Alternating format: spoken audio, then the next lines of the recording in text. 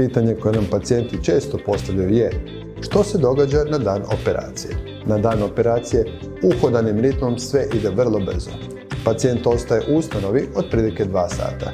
Nakon administrativne pripreme i dijagnostičke provjere podataka dobivenih prvim pregledom pacijenta se odvodi u pripremu ispred laser sale. Vrši se dezinfekcija očiju i kapanje više puta anestetičkih kapi. Te kapi mogu peckati, no taj osjećaj brzo nestaje, jer lokalna anestezija i neosjetljivost oka postaju sve izraženiji.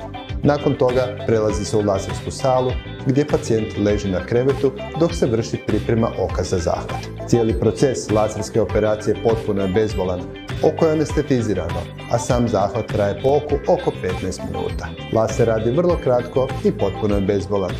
Radi se najprije desno oko, pa lijevo oko. Nakon toga pacijent se odvodi u sobu za oporavak, gdje leži zatvorenih očiju oko pola sata. Na odlasku pacijent dobiva dodatne upute o korištenju lijekova te kontrolama.